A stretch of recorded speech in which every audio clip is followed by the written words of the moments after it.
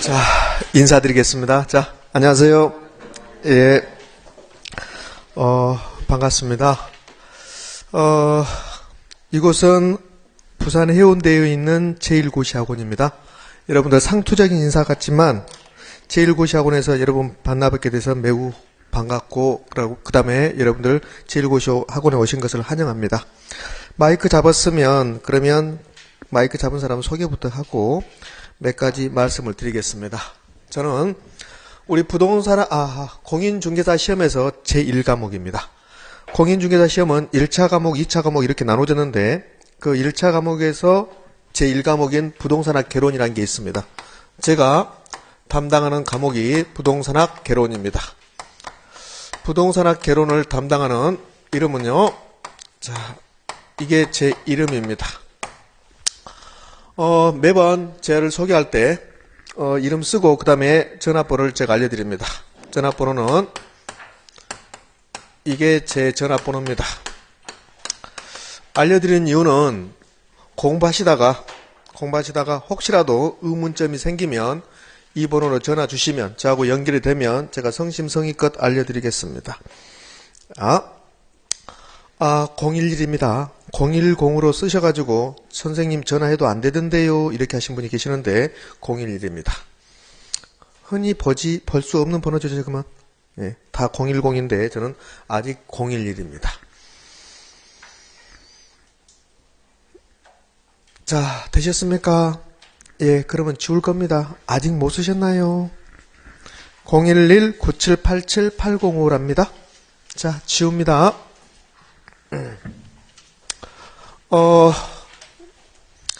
오늘은 첫날이고요. 우리 학원은 오늘 첫날입니다.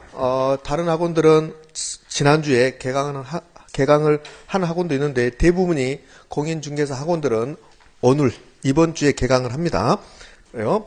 그래서 우리 학원은 여러분들이 처음이기 때문에 제가 부동산학 개론뿐만 아니라 공인중개사 시험 제도, 그 다음에 과목을 간단하게 소개하고 그 정도를 1시간 정도로 하려 하고 그 다음에 두 번째 시간부터는 부동산학 개론 공부를 하도록 하겠습니다. 우리 통상적으로 오리엔테이션 한다고 생각하시면 됩니다. 그러면 지금부터 제가 우리 공인중개사 시험 과목을 제가 간단하게 언급을 할게요. 공인중개사 시험 과목은 1차 과목하고 2차 과목으로 나누어집니다. 1차 과목에 제가 담당하는 부동산학 개론이라는 과목이 있습니다. 자, 그 다음에 민법 및 민사 특별법이라는 과목이 있습니다. 그 다음에 2차 과목입니다. 2차 과목은 세 과목으로 이루어졌습니다. 하나는 중개, 법령, 정식 명칭은 아닌데 일반적으로 이렇게 부릅니다. 중개, 법령 및 실무라는 과목이 있습니다. 그 다음에 부동산세법이라는 과목이 있습니다. 부동산세법이 단일 과목이 아니고 부동산세법 및 공시법령이라는 과목이 있답니다. 그 다음에 부동산공법이라는 과목이 있습니다. 이렇게 해서 1차 과목은 2과목이고 2차 과목은 3과목으로 구성되어 있습니다. 혹시라도 예전에 공부하셨던 분도 계실지 모르겠지만 저는 이거 소개하고 그 다음에 두 번째 시간부터 우리 부동산학 개론 공부를 하게 되는데 여러분들이 처음 공인중개사 공부를 한다는 전제로 해서 수업을 할 겁니다. 그러면 1차 과목에 부동산학 개론이 나오고 그 다음에 민법 및 민사특별법인데 문항수는 공이 40문제씩 출제합니다. 그 다음에 중개법령 및 실무 역시 40문제입니다. 부동산세법 및 공시법령 40문제를 출제합니다. 그런데 여기 부동산세법 및 공시법령은 3개의 법률로 이루어졌습니다. 3개의 법률로. 부동산세법이라는 법 하나하고 그 다음에 공시법령이 2개가 있어요. 공시법령에는 등기법하고 측량수로조사 및 지적에 관한 법률, 그러니까 법 이름이 너무 길어. 그래서 통상적으로 지적법 이렇게 불러요. 그래서 부동산세법 및 공시법령에는 세 과목이 한 과목으로 이루어졌습니다. 그래서 부동산세법이 있고 그 다음에는 등기법이 있습니다. 그 다음에는 측량 수로조사 및 지적에 관한 법률인데, 네, 그냥 통상적으로 지적법 그랬습니다. 지적법. 이렇게 세 과목입니다. 세 개 법률입니다. 그러면 문항수는 세 개를 포함해서, 세 개를 합쳐서 40문제고, 각각 부동산 세법은 16문제, 등기법 12문제, 그 다음에 측량 수로조사 및 지적하는 법률 12문제에서 40문제를 구성합니다. 그 다음에 부동산 공법 역시 40문제를 구성하는데, 이 부동산 공법은 부동산 공법이라는 법이 있는 게 아니고 부동산과 관련된 공법은 우리나라에 수도 없이 많은데 공인중개사 시험에서는 6개의 법률을 부동산 공법이라고 이렇게 이름을 붙여놓은 겁니다. 부동산 공법은 국토계획 및 이용에 관한 법률이 있어요. 그 법률부터 해서 농지법까지 총 6개 법률인데 각각의 법률마다 문항수가 정해져 있습니다. 얘는 그 문항수는 부동산 공법 시간에 공법 선생님이 구체적으로 말씀드릴 것 같고, 저는 이제 이 정도로 개괄적인 것만 제가 말씀드렸습니다. 그래요? 자, 그러면 이제 1차 시험, 2차 시험 이렇게 나눠지는데, 국가 자격 시험은 거의 대부분이 모든 시험이 1차 합격을 해야만 2차 시험을 보게 되어 있습니다. 그런데요, 공인중개사 시험만 거의 유일하게 1차 합격 여부하고 상관없이 2차 시험까지 보게끔 제도가 마련되어 있습니다. 그러니까 주택관리사 시험은 1차 시험을 보고 합격한 사람이 2차 시험을 보게끔 만들어져 있어요. 감정평가서도 마찬가지고 우리 부동산 관련해서 국가 자격 시험은 공인중개사, 주택관리사, 감정평가사 이렇게 있어요. 그런데 주택관리사하고 감정평가사 시험은 1차 시험을 합격한 사람만 2차 시험을 보게 돼 있어요. 그러니까 1차 시험 날짜하고 2차 시험 날짜가 다릅니다. 근데 우리 공인중개사 시험은 거의 유일하게 1차 학시험과 2차 시험이 날짜가 똑같아요. 그래서 1차 시험을 보고 한 1시간 정도 쉬었다가 바로 2차 시험을 봅니다. 여러분이 1차 시험을 봤는데 여러분의 1차 시험 당 나가고 상관없이 합격, 불합격하고 상관없이 2차 시험을 바로 보게 돼 있어요. 그러면 홍길동 씨가 1차 시험과 2차 시험을 응시했는데 1차에 불합격했습니다. 그러면 2차는 의미가 없어요. 그래서 2차는 채점도 매지 않습니다. 그래서 1차 시험을 합격했다. 그러면 2차 시험은 채점하게 되는 거예요. 근데 1차 합격 여부하고 상관없이 2차까지 볼 수는 있고, 나는 1차만 준비하는데요. 그러면 1차만 보면 되고, 1차 시험을 합격했습니다. 그러면 그 다음 연도까지 2차만 보게 돼 있어요. 이렇게 되어 있습니다. 자, 우리의 이제 주 관심사는 문항수가 중요한 게 아니라 합격 여부가 중요합니다. 그래서 이제 지금부터 합격 전략을 세울 겁니다. 우리는 여기 와서 부동산학을 공부하고 민법을 공부하고 부동산 공법도 공부하고 부동산 세법도 공부할 건데, 부동산학의 학자가 데려온 것도 아니고 민법 학자가 데려온 것도 아닙니다. 그럼 어떻게 우리는 시험에 합격하러 온 거예요. 그러니까 부동산학의 내용을 정확히 모른다 하더라도 우리는 합격만 하면 끝나요. 그래서 합격 전략을 우리는 세우는 겁니다. 학원은 박사학위, 석사학위 받는 곳이 아니에요. 학원은 어떻게 하면 여러분들이 빨리 합격할 수 있는가, 그걸 제시하는 게 학원입니다. 그래서 합격 전략을 지금부터 제시할 겁니다. 합격 전략이라는 게 별것도 없습니다. 합격 전략은 각 과목의 선생님들이 하라는 대로 하시면 돼요. 우리 운전면허 시험을 보면 그러면 이렇게 했을 겁니다. 아마도 좀 가서 선이 오른쪽 어깨에 닿으면 3바퀴 감고 4바퀴 풀고 이렇게 하셨죠. 그렇게 하시면 돼요. 예를 들어서 부동산학 결혼 공부하는데 이거 하지 마십시오. 그럼 안 하면 되고, 이거는 어려워도 하십시오. 그럼 하면 되고, 이거는 계산 문제가 거의 100% 출제될 겁니다. 그러면 하셔야 되고, 자, 이렇게 하시면 돼요. 자, 그럼 이제 합격 전략을 지금부터 세울 건데, 1차, 2차 공이 합격은 평균 60점 이상의 점수면 그럼 합격입니다. 그런데 조건이 있습니다. 무슨 조건이 있냐면 1차, 2차 공이 과목당 가락이라는 게 없어야 돼요. 가락은 40점 미만의 점수입니다. 그래서 40점 미만의 점수를 맞는 과목 없이 평균 60점이면 합격입니다. 그래서 우리는 어떻게 공부를 하셔야 되냐면 평균 60점 이상의 점수를 맞게끔 공부하시면 돼요. 이 말의 의미, 100점 맞을 필요가 없다 이 소리입니다. 그래서 수석 합격자는 어느 분이 수석 합격자냐면 이런 분이 수석 합격자예요. 이런 분이 부동산학 결혼 60점, 전 과목을 다 60점 맞아버리는 겁니다. 그럼 평균 몇 점? 60점. 그분이 수석 합격자입니다. 지금까지 25번의 공인중개사 시험을 봤는데 한 번도 모든 과목이 60점 맞아서 합격한 사람은 없을걸요. 모든 과목을 60점 맞아서 합격한다. 그러면 두 가지 경우입니다. 하나는 우연스럽게 그렇게 맞는 경우하고 또 하나는 전부 아는 경우야. 전부. 제가 40문제씩 이렇게 출제되는 1차 과목, 2차 과목 전부를 다 제가 압니다. 문제를. 전부 답을 알 수 있어요. 그러면 1번부터 24번까지만 맞는 거야. 나머지 25번부터 40번까지는 일부러 틀린 답을 제시하는 거야.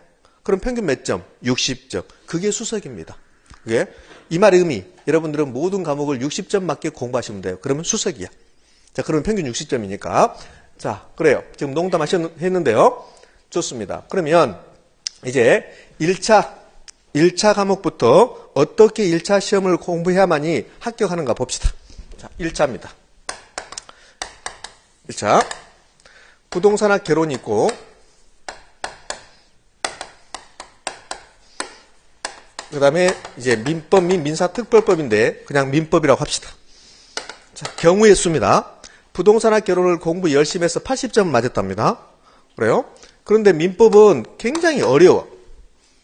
자, 민법 자체가 어려운 게 아니라 경우의 수가. 지금 A라는 사람이 공부를 하는데 부동산학 개론은 매우 쉬워. 학교 다닐 때 상고 나왔어. 아니면 직장에서 직장생활 했는데 은행에서 생활했어. 은행에서 직장생활 했어. 그러면 부동산학 개론이 상대적으로 쉽습니다. 그래서 80점 맞을 수 있어요. 공부하지 않는다 하더라도. 부동산학 개론은. 그래요. 그런데 민법은 굉장히 어려워. 그분 입장에서는. 그분은 민법을 봤더니 사기치고 막 그래. 민법을 보면 사기도 치고 막 그러거든요. 그래서 민법이 굉장히 어려워. 그래서 나는 민법이 너무 싫어. 그래서 겨우 40점 맞았습니다. 그러면 이 경우는 총점이 몇 점입니까? 총점이 120점입니다. 우리는 총점으로 합격 여부를 따지는 게 아니거든요. 평균으로 따지거든요. 그럼 평균 갑시다. 평균 몇 점입니까요? 60점입니다. 평균 60점이 됐습니다. 그럼 가락이 없으면 되죠. 40점 미만의 점수가 있어요, 없어요? 없습니다. 그러면 이 경우는 합격, 불합격, 합격, 축합격입니다. 자, 이번에는 이렇게 갑시다. 부동산학 개론이 너무 좋아. 부동산학 개론 강사도 너무 멋져. 그래서 90점을 득점했습니다. 그런데요, 민법은 너무 싫어. 그래서 민법은 공부 안 해서 30점을 득점했습니다. 총점 몇 점? 120점입니다. 평균 몇 점? 60점입니다. 합격, 불합격? 축 불합격입니다. 그냥 불합격이 아니라 축 불합격입니다. 왜? 평균은 60점인데 과락이 나왔습니다. 무슨 말 됐습니까? 그래요? 됐습니다. 그 다음에 이번엔 이제 반대로 해볼까요? 부동산학 개론 40점 맞았답니다. 민법이 너무 좋아 80점 맞았습니다. 그러면 경우의 수 첫 번째하고 똑같습니다. 총점 120점, 평균 60점, 합격, 불합격, 축 합격. 반대로 부동산학 개론 30점 맞고 민법을 90점 맞았습니다. 이번에는 자, 이 두 번째 경우하고 반대네. 두 번째 경우하고 총점 120점이고 평균은 60점입니다. 합격, 불합격? 합격, 불합격? 축 불합격. 그냥 불합격, 축 불합격이에요. 합격, 이렇게 되어 있습니다. 자, 여기 지금 뭘 의미하냐면 이겁니다. 저기 두 번째 경우를 봐요. 부동산학 개론 90점 맞았습니다. 그래도 불합격입니다. 네 번째 경우를 봅니다. 민법 90점 맞았습니다. 그래도 불합격입니다. 그런데요, 첫 번째 경우하고 세 번째 경우는 부동산학 개론 80점, 민법 80점, 그래도 합격입니다. 이 말의 의미. 지금 부동산학 개론 40문제, 민법 및 민사특별법 40문제, 40문제를 다 맞히면 100점입니다. 그런데요, 우리는 100점이 필요 없습니다. 1차 과목 부동산학 개론하고 민법에서는 절대 100점이 필요 없습니다. 왜? 자, 첫 번째 경우를 봅시다. 첫 번째 경우는 두 과목당 평균 60점이면 합격이거든요. 그러니까 자기 점수를 맞아가면 부동산학 개론은 60점 맞으면 합격이에요. 민법도 60점 맞으면 합격이에요. 이게 가장 이상적일 겁니다. 그런데 부동산학 개론은 80점을 맞았어요. 자기 점수를 말고 자기 점수를 빼고 20점을 더 득점을 했습니다. 그래요? 그다음에 민법이 60점 맞아줬으면 좋을 텐데 민법이 40점밖에 못 맞았습니다. 그럼 민법은 부동산학 개론으로부터 20점을 도움이 필요합니다. 20점. 그래서 부동산학 개론 20점을 도와줘서 60점, 60점이 됐습니다. 그래서 합격입니다. 그런데 2번의 경우를 봐요. 두 번째 경우. 2번의 경우를 보면 부동산학 개론은 90점 맞았습니다. 자기 점수 60점을 빼고 30점이 남아있습니다. 그러면 그 30점을 민법에게 도와줄 수 있습니다. 그런데요, 민법이 30점밖에 득점 못했습니다. 민법이 30점밖에 득점 못하면 민법은 부동산학 개론으로부터 도움을 받을 수 있다 없다? 없어버립니다. 도움을 받기 위해서는 최소한 40점 이상의 점수를 득점해야 돼요. 그러니까 두 번째 경우는 부동산학 개론이 100점을 맞는다 하더라도 도움을 받을 수가 없습니다. 도움을 줄 수가 없지. 이해되셨죠? 그러면 상대 과목에게 도움을 받기 위해서는 최소한 몇 점 이상을 득점하고 40점 이상을 득점하고, 이 말을 반대로 해석하면 도와줄 수 있는 점수는 20점밖에 안 된다는 소리입니다. 자요. 첫 번째 경우 민법이 40점 맞았습니다. 도움을 받을 수 있습니다. 40점 미만의 점수는 다른 과목에 도움을 받을 수 없다고. 왜? 그 자체가 가락이고 불합격이니까. 그러면 민법은 최소한 40점을 맞아야 되고, 40점을 맞아 놓으면 그러면 부동산학 개론으로부터 몇 점을 도움을 받을 수 있어요? 20점 도움을 받을 수 있어요. 그러면 부동산학 개론은 자기 점수 60점에다가 도움을 줄 수 있는 점수 20점 더하면 80점이라는 소리예요. 85점의 점수는, 부동산학 개론에서 85점의 점수는 필요치 않다는 소리입니다. 민법도 마찬가지예요. 자, 민법 이게 경우의 수 네 번째 봐요. 네 번째 보면 민법은 자기 점수 60점 확보하고 30점을 더 확보했습니다. 그런데 민법이 부동산학 개론에 도움을 줄 수 있어요? 없어요? 없습니다. 없어요. 이 말의 의미, 부동산학 개론 민법 모두 다 100점이 만점이 아니라 80점만 우리는 필요합니다. 80점. 그러면 부동산학 개론 공부를 엄청나게 열심히 해서 100점을 맞을 필요가 없다는 소리입니다. 민법도 마찬가지입니다. 그러면 80점을 득점하려면 32개를 득점해야 돼요. 그런데 자기 점수 맞아간다면 40문제 중에서 24개를 득점하면 60점입니다. 그럼 24개를 득점했다. 부동산학 개론에서는 처음부터 16문제를 틀려도 상관없다는 소리입니다. 민법도 마찬가지입니다. 민법도 자기 점수 60점을 득점하려면 24개를 득점하면 되고 16문제는 처음부터 틀려도 상관없다는 소리입니다. 우리 1년 동안 공부하다 보면 부동산학 개론에서 굉장히 어려운 부분이 나올 거예요. 여러분들이. 그러니까 앞에 분은 그 부분이 쉬울 수 있는데 뒤에 분은 그 부분이 굉장히 어려울 수 있어요. 예를 들어서 부동산학 개론에서 투자론이라는 게 나와. 근데 투자론은 계산 문제가 연결돼 있어요. 그러니까 수리적 사고방식이, 수리적 능력이 뛰어나신 분들은 투자론이 매우 쉬워요. 그런데 그렇지 않은 분들은 투자론이 굉장히 어려울 겁니다. 어려울 거란 말이에요. 그러면 나는 투자론이 너무 어렵다. 그 다음에 민법에서도 민법 총칙이 너무 어렵다. 그러면 그 부분 다 싸그리 틀려도 상관없다는 소리입니다. 왜? 투자론 아무리 많이 나와도 7문제밖에 안 나오거든요. 그럼 투자론은 전부 다 틀려도 우리는 부동산학 개론 60점 맞을 수가 있다는 소리입니다. 그래서 자기 점수를 득점하기 위해서는 부동산학 개론 민법 모두 다 24개씩 득점하면 되고, 상대방을 도와주기 위해서는 32문제를 맞으면 돼요. 32문제가요 몇 점이냐면 80점이기 때문에, 그래서 부동산학 개론 24개에서 32개 그 사이로 득점해 주면 돼요. 민법도 24개에서 32개 그 사이로 득점해 주시면 됩니다. 물론 16문제 이상을 득점하면 돼요. 왜? 부동산학 개론 16문제 득점했습니다. 그러면 40점이야. 그러면 민법에서 80점을 득점하면 도와줄 수 있으니까, 결론적으로 말하면 부동산학 개론, 민법 모두 다 60점만 득점하면 합격이다. 24문제만 맞으면 된다. 전부 다 할 필요 없다. 이게 결론입니다. 자, 이제 1차 과목 됐습니다. 그럼 2차 과목으로 가봅시다. 1차 과목하고 2차 과목의 합격 전략이 조금은 달라져요. 1차 과목, 2차 과목 달라지는 이유는 1차 과목은 한 과목에다 집중적으로 투자할 수가 없어요. 1차 과목은. 그런데 2차 과목은 특정 과목에다 집중적으로 투자할 필요가 나타나요. 자, 왜 그러냐면 2차 과목 중에서 일반적으로 거의 대부분이 수험생들이 가장 힘들어하는 과목이 부동산 공법입니다. 부동산 공법은 50점만 맞아도 합격한다 이렇게 하거든요.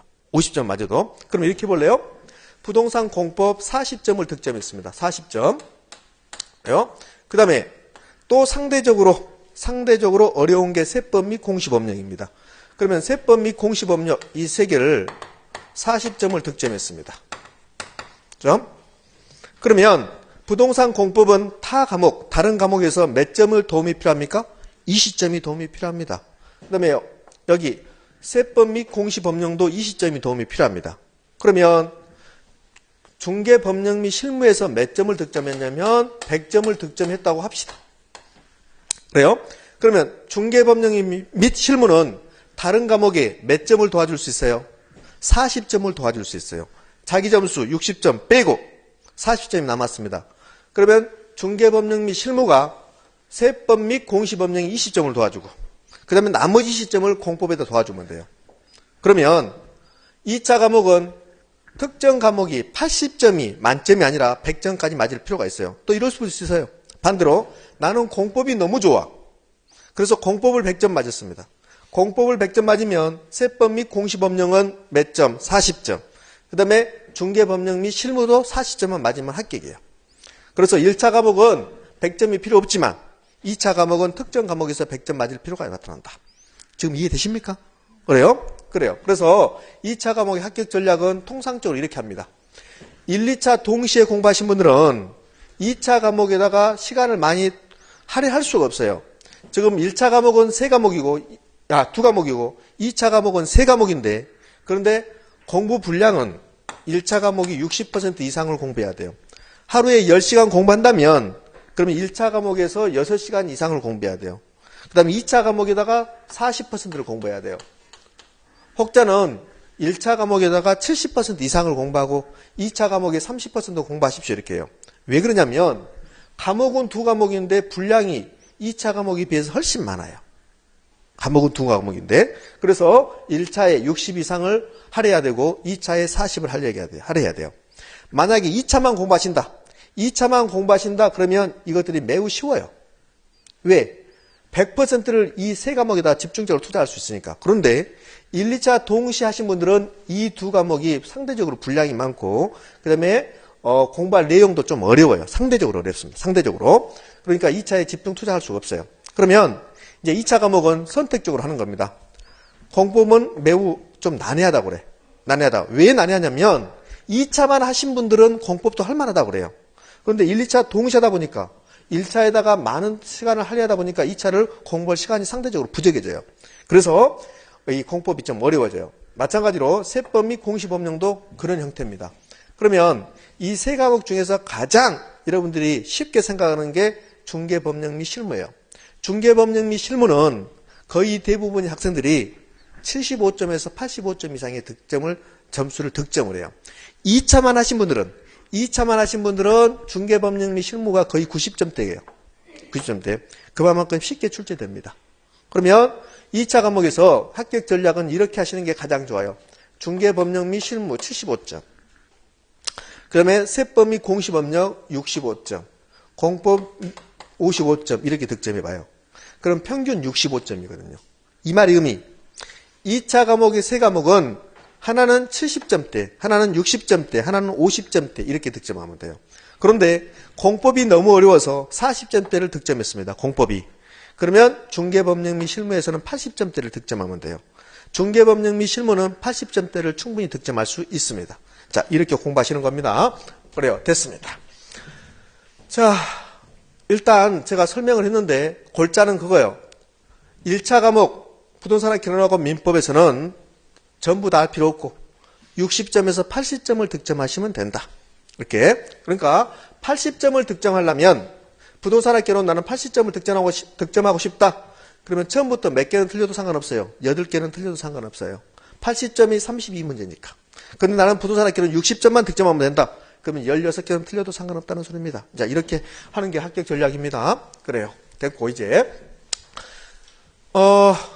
지금 2차 과목을 제가 지웠는데, 그러면 저는 부동산학 결혼 담당이지만 민법하고 부동산 공법이라든지 세법, 무엇을 도대체 공부할 것인가?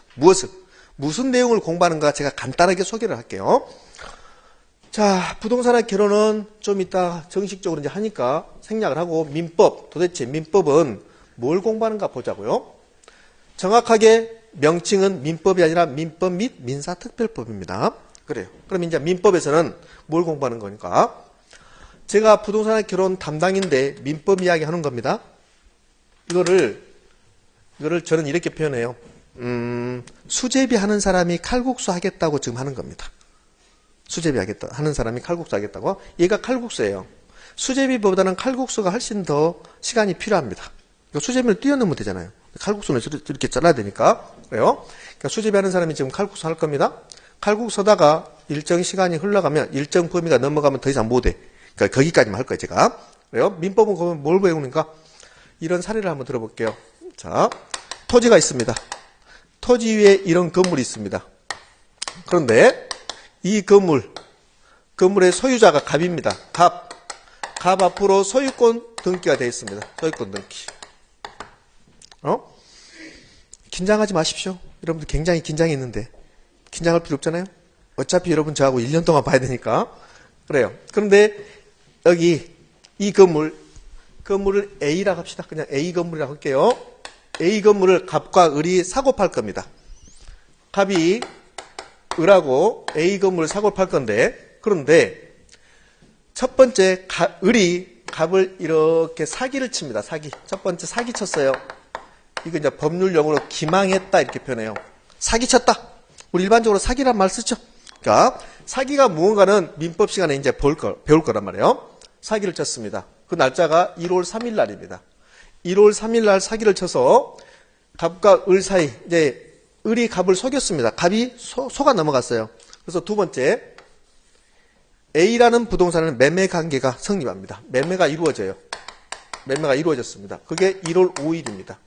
그러면 매매가 이루어지면, 매매가 지금 계약했다는 소리야. 사고 파는 계약. 매매가 이루어지면 그러면 계약금 주고 일정 시간 후에 중도금 주고 일정 시간 후에 잔금 주고 그 다음에 을이 갑에게 잔금까지 다 줬습니다. 그럼 갑은 을에게 뭘 줘야 돼요? 소유권 이전 등기를 해줘야 돼요. 그래서 세 번째, 소유권 이전 등기가 을 앞으로 되어 있습니다.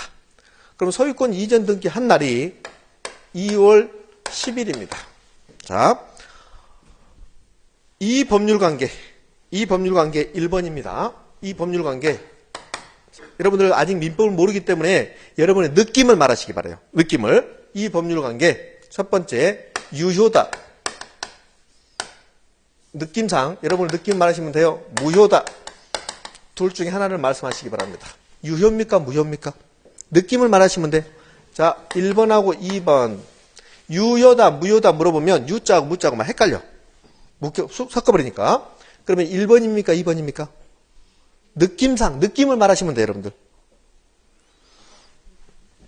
2번일 것처럼 느껴집니까? 예. 2번처럼 느껴집니다. 그런데 2번이 아니고 1번입니다. 그러면 2번, 무효가 아니고 유효라는 소리예요. 그런데요, 이 앞에 뭐가 생략되냐면 일단 유효다 그래요. 일단 유효다. 이 말의 의미, 일단 유효면 무효가 될 수도 있다는 소리예요. 무효가 될 수 있다. 자, 우리 상식적으로 생각하면 을이 갑을 사기쳤습니다. 그래서 부동산 소유권 이전됐습니다. 그러면 그것을 무효를 해야 될 것처럼 느껴져요. 그런데 그렇지 않습니다. 법은 그렇지 않고 이거는 무효가 되는 게 아니고 일단 유효로 인정을 해줘요. 인정해주고 이러한 법률행위를 뭐라고 하냐면 취소할 수 있는 법률행위라고 그래. 취소할 수 있는 법률행위. 이 말의 의미, 을이 갑을 사기를 쳤습니다. 갑이 사기 당해서 팔았습니다. 그러면 갑이 나 그거 사기 당했구나. 이거 아는 순간 갑이 취소할 수 있어요. 그러면 갑이 취소하지 않으면 그 법률 관계는 유효란 소리입니다. 그러면 일단 유효란 소리는 취소할 때까지는 유효다. 취소해버리면 뭐가 된다? 무효가 된다. 그 말이에요. 무효가 된다? 이걸 배우는 거예요. 좋습니다. 그러면 이러한 법률 관계는 이렇게 표현해요. 일단 취소할 수 있는 법률행위다 그래요. 할 수 있는 법률행위다. 그러면 사기에 의한 법률행위, 이게 지금 사기에 의한 법률행위입니다.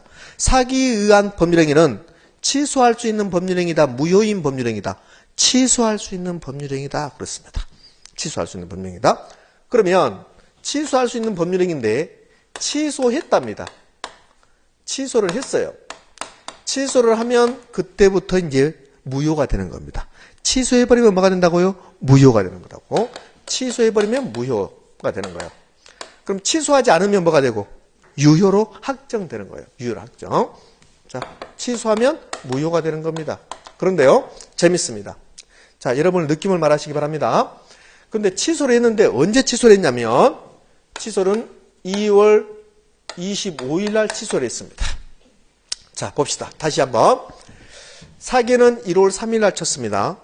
법률행위는 매매는 1월 5일 날 이루어졌습니다. 소유권 이전 등기는 2월 10일 날 이루어졌습니다. 그런데 취소는 2월 25일 날 했습니다. 그러면 취소하기 전 2월 24일까지는 이 법률행위 유효다 무효다? 유효다. 그러면 취소해버리면 뭐가 된다? 무효가 된다. 무효가 된다? 그래요. 그럼 무효가 되버리면 무효라는 소리는 처음부터 없는 상태로 만들어주겠다. 무효는 처음부터 없는 상태로 만들어주겠다. 그러면 처음부터 없는 상태로 만들어준다는 소리는 소유권 이전 등기가 을로 가는 게 아니라 갑에게 다시 돌아간다. 갑 소유가 된다는 소리입니다. 그게 무효입니다. 그럼 이제 중요한 것은 과연 어느 시점부터 무효를 할 것인가? 어느 시점부터, 시점이 중요합니다. 자, 취소하면 무효가 되는데 1번 1월 3일부터 무효다. 2번 1월 5일, 3번 2월 10일, 4번 취소한 날 2월 25일. 어느 시점에 무효일까? 날짜를 말하시기 바랍니다. 여러분의 느낌. 그래요. 2월 25일부터 무효인 것처럼 느껴집니다. 그런데 그렇지 않고 언제부터 무효였냐면 1월 5일부터 무효입니다. 1월 5일부터. 그러니까 무효는 처음부터 없는 상태로 만들어주는 거야. 처음부터 없는 상태로. 그러면 처음으로 돌아가는 게 이거거든. 사기를 첫 시점으로 가야 되지 않습니까? 그렇지 않죠. 사기를 당했는데 법률행위를 하지 않으면 아무런 의미가 없잖아요. 그래서 1월 5일로 돌아가서 그때부터 무효입니다. 그걸 뭐라고 하냐면 과거로 돌아갔다. 그것을 소급했다고 그래요. 소급. 그래서 소급적 무효다 이렇게 표현합니다. 소급적 무효다. 되셨습니까? 그래요. 이런 걸 배우는 게 민법입니다. 민법. 그러면 매우 중요한 거 하나 있습니다. 민법 선생님이 더 자세한 내용을 하겠지만 저는 더 이상 못해. 더 이상 하면 그런 민법적 지식이 이제 탄로나. 그러니까 더 이상 못합니다. 더 이상. 그래요. 그러면 하나만. 사기한 법률행위 유효입니까? 무효입니까? 그냥 유효하게 해야 돼요. 유효입니다. 그런데 취소할 수 있고 취소해버리면 뭐가 되고? 무효가 되고. 그걸 배우는 거란 말이에요. 좋아요. 그런데요. 또 재밌어요. 이렇게 민법이 재밌어요. 저는 부동산학 결혼 담당이지만 부동산학 결혼보다는 민법이 훨씬 더 재밌어요. 제가 처음에 법대를 갔으면 민법을 했으면 저 더 재밌게 할 수 있을 것 같은데 그런데 숫자하고 관련된 부동산학 결혼을 담당해서 재미가 없어요. 상대적으로 민법은 이야기입니다. 우리가 살아가는 이야기야. 그러니까 민법이 재밌어요. 상대적으로 민법 공부를 훨씬 더 많이 해야 돼요. 부동산학 결혼하고 민법 1차 과목을 공부하는데 그런데 1차하고 2차에서 1차가 60이고 2차가 40이었습니다.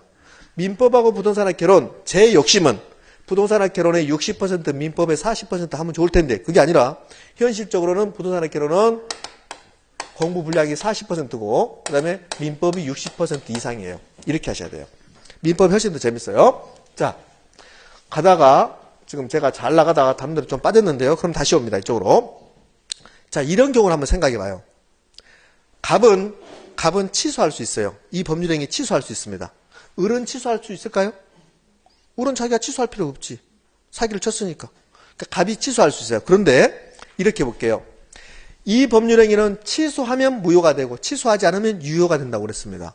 그런데 법률행위를 하고 난 다음부터 50년 후에 취소를 해요. 50년 후에.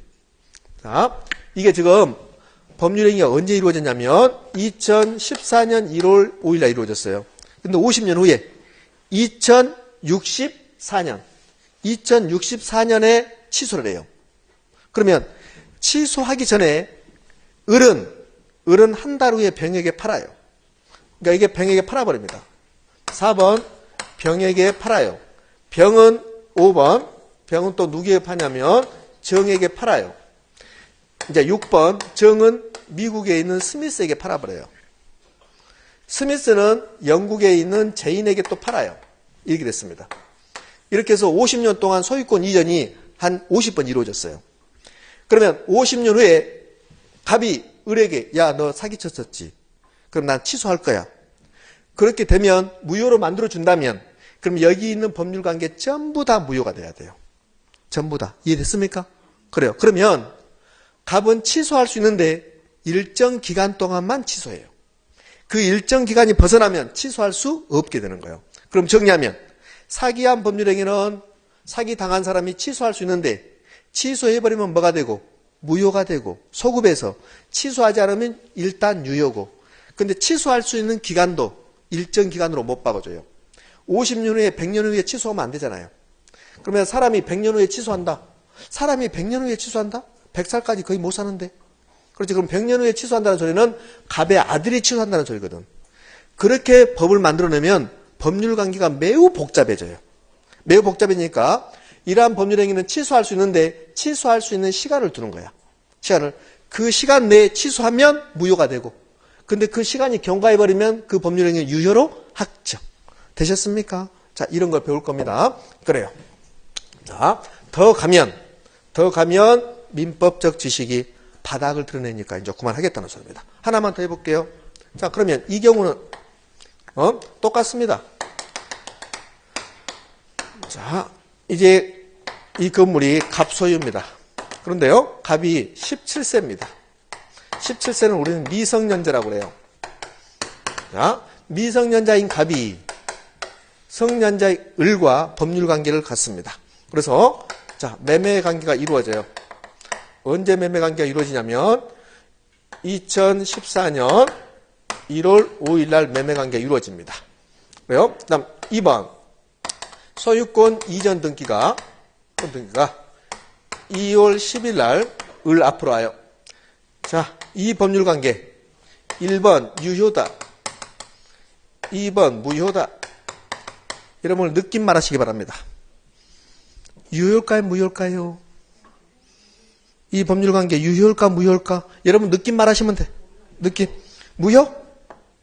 유효입니다. 똑같습니다. 그러면 무슨 유효다? 일단 유효다. 미성년자는 법에서 보호해 줍니다. 미성년자가 법률 행위를 하고 이거 내가 잘못한 것 같다. 그러면 취소해 버릴 수가 있어요. 그러면 취소하지 않으면 유효입니다. 근데 취소해 버리면 뭐가 돼요? 무효가 된다는 소리예요. 그래서 일단 유효고, 그럼 여기서 취소했습니다. 취소할 수 있는 법률 행위, 할 수 있는 법률 행위가 되는 거예요. 행위가 되는 거고, 그다음 두 번째 취소했습니다. 취소해버리면 그러면 똑같이 무효가 되는데 법률 행위했던 시점으로 돌아가서 소급적 무효가 되는 겁니다. 되셨습니까? 그래요? 그러면 1번 사기한 법률 행위 취소할 수 있다. 미성년자인 법률 행위 뭐 할 수 있다? 취소할 수 있다. 이거 배울 겁니다. 아마도 여러분 시험에 이 둘 중에 하나는 반드시 출제할 겁니다. 이 둘 중에 하나는. 그럼 이렇게 출제해요. 사기한 법률 행위는 취소할 수 있는데 취소하면 취소한 시점부터 무효가 된다. 이렇게 출제할 겁니다. O다 X다? X다. 취소한 시점부터 무효가 되는 게 아니라 원래 상태로 돌아갔어. 원래 시점으로 돌아갔어. 되셨습니까? 그렇지. 그런 것들을 배우는 게 민법입니다.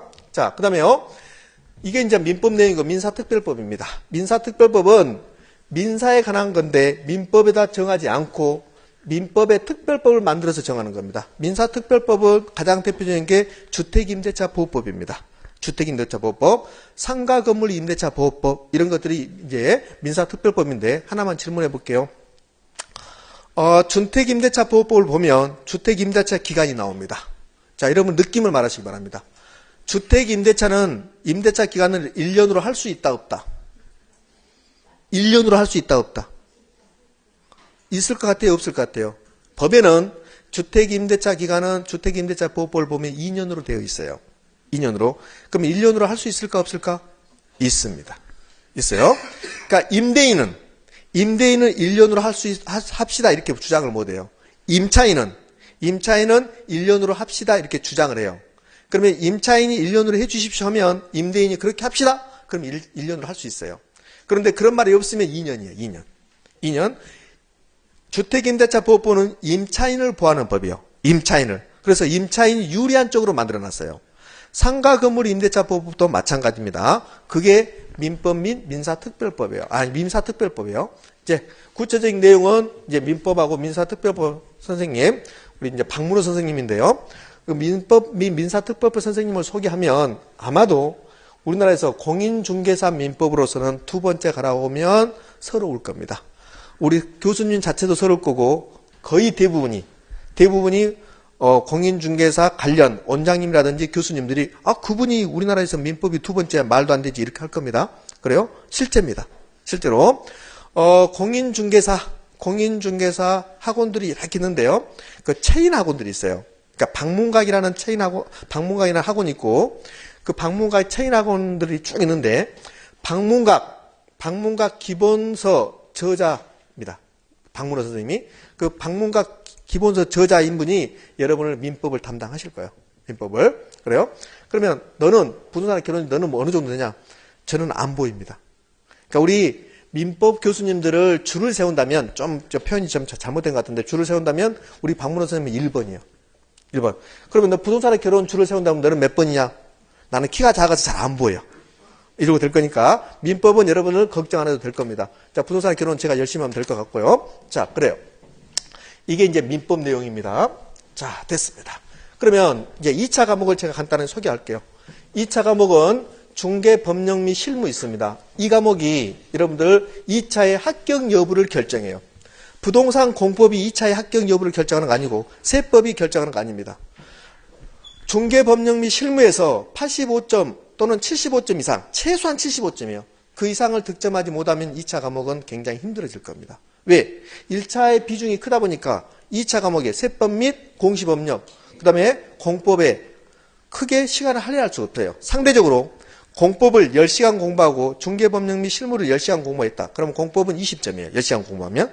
근데 중개법령 및 실무는 60점이 되는 과목이에요. 그러니까 중개법령 실무가 여러분들을 합격 여부를 결정하는 효자 과목입니다. 그럼 중개법령 및 실무는 도대체 뭘 공부하냐면 이걸 공부해요. 자, 중개사가 됐는데 이런 행위를 하면 징역 갑니다. 이런 행위를 하면 그러면 벌금 부과됩니다. 그 다음에요, 이런 겁니다. 중개사가 됐는데 어떤 사람이 주택을 팔러 왔어요. 주택을 사러 왔어요. 그러면 설명해 줘야 돼. 이 주택을 팔면 세금은 어느 정도 나오고, 이 주택은 뭐 언제 지어졌고, 이 주택은 뭐 어떻게 됩니다. 뭐 누수가 일어나고 있습니다. 이런 거 설명해 줘야 돼요. 그거 배우는 게 중개법령 및 실무 과목이에요. 실무 과목. 이렇게 할 수 있잖아요. 어떤 사람이 주택을 임대차로 왔습니다. 그러니까 임차인이 왔어요. 임차인이 오면 저 주택 내가 임차하고 싶은데요. 그러면 중개사가 설명해 줘야 돼요. 이 주택은 어쩌고저쩌고 됐다. 저당권이 설정되어 있고 융자를 얼마 받았습니다. 이런 거 설명해 주는 거. 그게 중개법령 및 실무입니다. 매우 쉬우니까 해당 과목에서 배우게 될 것이고, 그 다음에 세법 및 공시법령이 있어. 세법. 부동산 세법이라는 법은 없어요. 부동산과 관련된 세금 관련된 법, 이것을 통합해서 부동산 세법이라고 명칭을 붙이는 겁니다. 그러면 우리 부동산 세법은 도대체 뭘 배우냐면, 여러분이 부동산을 취득했답니다. 샀어요. 그 다음에 보유하고 있습니다. 살고 있어요. 아파트를 샀습니다. 아파트에 살고 있어요. 그 다음에 한 3년 후에, 2년 후에 아파트를 팔아요. 처분했습니다. 부동산 취득, 보유, 처분, 이 각각의 단계마다 세금이 부과됩니다. 그러면 취득할 때는 무슨 세금? 취득세. 내가 부동산을 가지고 있으면 무슨 세금 냅니까? 그렇게 재산세. 그래서 재산세를 보유하는 기간 동안의 세금이라고 해서 보유세 그래. 보유세. 그다음에 처분했습니다. 처분할 때도 세금 내는 경우도 있고 안 내는 경우도 있어요. 처분할 때 세금이 뭐예요? 양도소득세예요. 양도소득세를 낼 수도 있고 안 낼 수도 있거든요. 자, 아파트를 10억에 샀습니다. 팔 때 8억에 팔았어요. 양도 차익이 있어요, 없어요? 없지요. 그때는 양도소득세를 내지 않습니다. 근데 일반적으로 처분할 때는 양도소득세를 내는 거예요. 그럼 부동산 세법은 취득세는 어떻게 내고, 양도소득세는 어떻게 내고, 재산세는 얼마 내고, 이거 배우는 게 부동산 세법입니다. 취득하고 처분을 뭐라 할까요? 거래라고 그래. 거래. 사고 파는 거잖아요. 취득 샀습니다. 처분 팔았습니다. 사고 파는 거죠. 거래라고 그래. 그래서 취득에 관련된 취득세, 처분에 관련된 양도소득세 두 개를 합쳐서 거래세라고 그래. 거래세. 얘는 보유세, 재산세. 우리 부동산에 결혼해서 이런 시험 문제 나왔어요. 부동산에 결혼해서 어떻게 나오냐면 시험 문제가 부동산에 결혼입니다. 부동산에 결혼해서 이렇게 나와요. 부동산을 취득, 보유, 처분하는 과정에서 세금이 부과되는데 그 세금으로 옳게 나열된 것은 그렇게 나왔어요. 답이 취득할 때 취득세, 보유하는 기간에 재산세, 처분할 때 양도소득세, 이렇게 나열된 게 이게 답이었어요. 이렇게도 출제합니다. 그 다음에 공시법령이 있었어요. 공시법령이 있었습니다. 공시의 개념, 공시가 널리 알리다가 공시예요. 그러면 공시법령이라는 법은 없어요. 공시법령이라는 법은 없고 부동산과 관련돼서 널리 알리는 것 두 개의 법률인데 그걸 공시법령 이렇게 불러. 그러면 부동산과 관련돼서 널리 알리는 게 두 가지를 알려요. 봐요. 이러한 토지가 있고 이러한 건물이 있습니다. 그러면 내가 이 부분을 임대차 하고 싶어요. 그러면 이 부분 임대차 하고 싶으면 이게 301호야. 301호 임대차 하고 싶으면 301호 소유자는 누구인가? 저당권이 설정되어 있는가? 이런 거 봐야 되겠잖아요. 그러면 그걸 알려야 돼. 법적으로 알려야 돼. 그걸 뭐라 하냐면 등기법이라고 해요. 등기법. 그러니까 등기법은 권리관계. 이 부동산의 소유권자는 누구이고 저당권이 설정되어 있는가? 이런 권리관계를 널리 알리는 게 공시법, 등기법이에요. 등기법. 우리나라에 있는 모든 부동산에 대해서 우리 국민 모두가 저 부동산의 권리관계를 알기 위해서는 수수료를 내면 전국 어디든지 볼 수가 있습니다.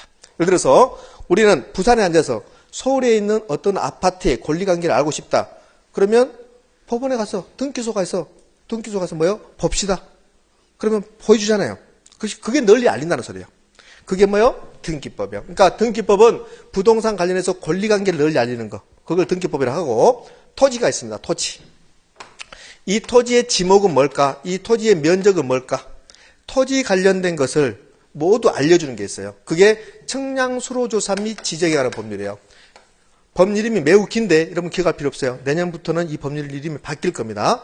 청량수로조사 및 지정에 관한 법률인데 일반적으로 그냥 지적법 그래요. 지적법. 그럼 지적법은 여러분하고 저하고 호적이 있어. 호적이. 지적법은 토지에 관한 호적이에요. 그러니까 토지에 관련돼서 모든 것을 알려주는 거예요. 우리나라 모든 국민은 해운대구에 있는 1번지 토지에 대해서 좀 알고 싶다. 그러면 전국 어디서든지 해운대구 1번지 토지에 대해서 열람을 할 수 있어요. 그게 알려주는 거거든. 그게 이제 지적법입니다. 그러면 등기법하고 지적법은 부동산에 관련해서 널리 알리는 거예요. 그것을 공시법령이라고. 자, 이거 배우는 게 공시법령입니다. 부동산세법하고 공시법령 어떤 거 공부하는 중 아시겠습니까? 그래요. 됐습니다. 그 다음에 부동산 공법이 있어요. 부동산 공법은 총 6개의 법률로 이루어져 있습니다. 근데 부동산 그러면 일반적으로 뭐가 기억나요, 여러분들? 부동산 그러면 토지하고 뭐? 토지하고 건물이 부동산이에요. 일반적으로. 그래서 토지 관련된 공법이 있고 건물 관련된 공법이 이렇게 있어요. 그럼 토지 관련된 공법은 총 몇 개가 있냐면 4개 있습니다. 예? 그 다음에 건물 관련된 공법도 2개가 있어요. 자, 다시요. 부동산 공법은 엄청나게 많은 법률로 이루어지는데 공인중개사 시험 과목은 총 6개예요. 그러니까 토지와 관련된 법률이 국토, 계획 및 이용에 관한 법률이 있어요. 관한 법률 있고, 그 다음에 2번째, 우리 지금 여기가 해운대구 신도시잖아요. 신도시. 그러면 도시를 개발하는 법률이 있어요. 그게 도시개발법이라고 그래. 신도시를 개발했는데 일정 시간이 흘러가면 노후화돼요. 어느 지역이 노후화되면 우리 뭐합니까? 재개발, 재건축하죠. 재개발, 재건축하는 법률이 도시 및 주거 환경정비법이라고 그래. 그냥 정비법 이렇게 불러요. 정비법. 그 다음에 4번째, 농지에 관한 법률이 있어요. 농지법이 있어요. 농지. 그 다음에 건물과 관련된 공법이 있습니다. 건물을 지은다. 건축법입니다. 2번째, 주택과 관련된 주택법이 있습니다. 이 6개 법률이 부동산 공법이에요. 그러면 몇 문제씩이 출제되냐면 국토계획 및 이용에 관한 법률 12문제 출제합니다. 도시개발법 6문제 출제하고 정비법 6문제 출제하고 농지법은 2문제 출제합니다. 건축법 7개, 주택법 7개 이렇게 출제합니다. 이게 부동산 공법이에요. 자, 그러면 부동산 공법에서 뭘 배우는가? 우리 건축법의 강의를 갖고 제가 설명할게요. 여러분들 건축이 뭘까요? 건축이 뭘까? 여러분 느낌을 말하시면 돼요. 건축이 뭐예요? 건물 짓는 게 건축일 것처럼 느껴지죠? 지금부터는 건물 짓는다라고 표현하시면 안 됩니다. 건축법에서 건축을 뭐라고 표현하냐면 집을 짓는다가 아니에요. 집을 짓는다가 아니라 건축법에서 말하는 건축은 신축. 건물이 없는데 새롭게 지었다. 신축이라고 그래요. 그 다음에 3층짜리를 4층으로 만들었습니다. 그걸 증축이라고 그래. 증축. 그 다음에요. 기존에 있던 건물을 철거하고 다시 만들었어요. 그걸 뭐라고 합니까? 개축, 재축 그래요. 개축, 재축 그래요. 정확하게는 개축은 철거하고 재축은 멸실돼서 그러는데 일반적으로 같게 보면 그러면 개축하고 재축이 있어요. 그 다음에 이전이 있어요. 그죠? 자, 건축이 뭐라고요? 신축, 증축, 개축, 재축, 이전. 이거를 건축이라고 그래. 그러니까 이런 걸 배우는 거야. 봐요. 건축이 뭡니까? 집 짓는다가 아니고, 집 짓는다가 아니고, 건축은 뭐라고요? 신축, 증축, 개축, 재축, 이전 그래요. 그래서 앞머리를 따서 이렇게 해요. 신, 증, 개, 재, 이 이렇게 나와요. 자, 질문합니다. 건축이 뭐예요? 신증개재 이렇게 하는 거야. 신증개재. 건축법에서 시험 문제가 어떻게 나오냐면 이렇게 나온 적도 있어요. 다음 중 건축이 아닌 것 이렇게 나왔어요. 다음 중 건축이 아닌 것. 그럼 이렇게 나와요. 1번 신축, 2번 중축, 3번 개축, 4번 재축, 5번 이축 이렇게 나와. 이축. 실제로 그렇게 나왔습니다. 이축. 그래서 앞머리만 따서 외웠습니다. 돌아버리지 이제. 신증개재 이렇게 나왔는데 돌아버리지. 이렇게 나온 적이 있습니다. 그럼 이제 이런 거 배우는 거예요. 신축이 도대체 뭐냐? 이런 거. 자, 하나만 더. 건축법에서는 또 뭘 배우냐면, 여러분들이 해운되고 있는 토지에다가 건물을 짓고 싶어요. 그러면 허가 받아야 돼요? 안 받아야 돼요? 허가 받아야 되겠죠? 그러면 누구한테 허가 받아야 되는가? 이거 배우는 게 건축법이에요. 건축법. 자, 좀 시간이 흘러갔는데, 그러면 여기 국토계획 및 이용하는 법률. 이게 이제 가장 중요해요. 아마 공법 선생님도 얘만 중점적으로 공부를 할 겁니다. 얘만. 얘가 12문제 나오고 이 국토계획 및 이용하는 법률이 나머지 법률을 다 에워싸고 있어요. 그러니까 국토계획 및 이용하는 법률, 이 법률을 공부를 열심히 하면 2번부터 4번, 그 다음에 1번, 2번 나머지 법률은 좀 쉬워져요. 그럼 여기는 도대체 뭘 배우느냐? 하나만 소개할 겁니다. 그리고 쉴 겁니다. 여러분들 힘들어 하시니까 지금. 왜요? 자. 건축이 뭐라고요? 예. 신증개재. 그게 시험 문제 여러분들. 어느 분들은 이렇게 신증개재를 말했는데 건축이 뭐예요? 그러면 집 짓는 거라고 그래. 그 제가 그렇습니다. 그러면 개집 짓는 것은 개건축입니까? 이렇게 물어봤습니다. 건축이 뭐예요? 신증개재.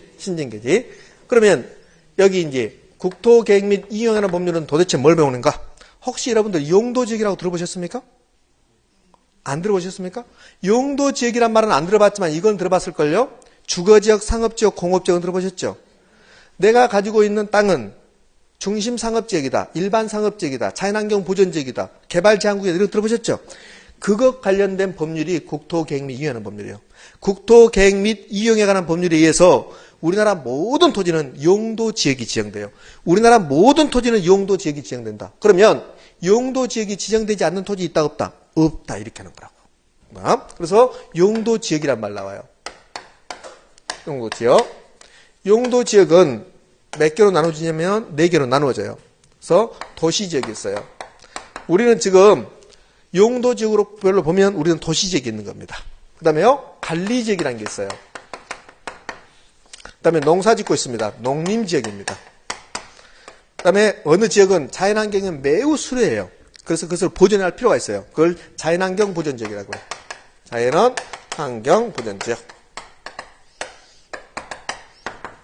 이렇게 나누어져요. 도시지역은 다시 나누어져요. 주거지역이 있고 상업지역이 있고 공업지역이 있고 녹지지역이 있어요. 이렇게. 그 다음에 관리지역도 또 나누어집니다. 관리지역은 보존관리, 생산관리, 계획관리 이렇게 나누어져요. 그 다음에 주거지역이 또 나눠지고 상업지역이 또 나눠지고 공업지역이 또 나눠지고 녹지지역이 또 나눠져요.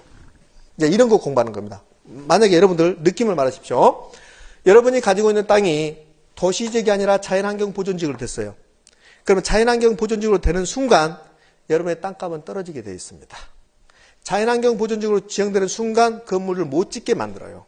물론 일정 규모의 건물을 지을 수 있어요. 그런데 정확하게 표현하면 이런 토지가 있는데 이 A토지가 중심 상업적으로 지정되는 순간 건물을 높게 지을 수 있어요. 건물을 높게 지을 수 있어요. 그러면 그 토지에 건물을 높게 지을 수 있으면 그 토지 가격이 높아지는 거예요. 근데요, 자연환경 보존지역으로 지정되는 순간 건물을 지을 수 있는데 건물은 2층까지만 지어라, 좁게 지어라 이렇게 해요. 그러니까 자연환경 보존지역으로 지정되면 땅값이 떨어지는 거야. 그러니까 이렇게 공법에서는 국토계획 및 이완한 법률이 가장 중요한데 그 공법의 주요 내용이 이거 배우겠다는 소리입니다. 되셨습니까? 예. 이게 우리 부동산 공인중개사 시험에서 1차 과목, 2차 과목의 주요 내용입니다. 그래요. 제가 1차 과목, 2차 과목 주요 내용을 설명했고, 자, 1시간을 넘게 설명했는데, 그러면 우리 이제 어떻게 하면 시험에 합격할 수 있는가? 제가 시험에 합격할 수 있는 내용도 다 이야기했습니다. 일부는. 이렇게 하시면 돼요. 이제 정식적으로 수업이 이루어지면 각각의 과목 선생님들이 이건 이렇게 해주십시오, 이건 이렇게 해주십시오 할 겁니다. 거기에 따라가시면 됩니다. 거기에 따라가시면 되고, 저는 우리 제1고시학원에서는 작년부터 수업을 했는데요. 제가 이제 부동산의 개론이고 민법 선생님 소개했고 2차 과목 선생님들 몇 면을 봤더니 모두 다 베테랑들입니다. 그 다음에 해당 과목에서 두 번째 가라 하면 새로운 분들입니다. 그러니까 이분들하고 여러분들하고 저하고 같이 공부한다면 그러면 충분히 우리는 60점 이상을 득점할 수 있습니다. 그 다음에요, 학원에서 제시한 대로 이렇게만 해주십시오. 그러면 분명히 합격합니다. 그냥 제가 약을 팔러 오는 게 아니에요. 약을 팔러 오는 게 아니기 때문에 제 말을 믿으시면 돼요. 믿고 이렇게 해주십시오. 그러면 거기에 따라가면 여러분들 충분히 합격할 수 있을 겁니다. 자, 이렇게 해서 오리엔테이션을 끝내고 자 10분 쉬었다가 이제 구체적으로 제가 담당하는 부동산학 개론 공부하도록 합시다. 자, 10분 쉬었답니다.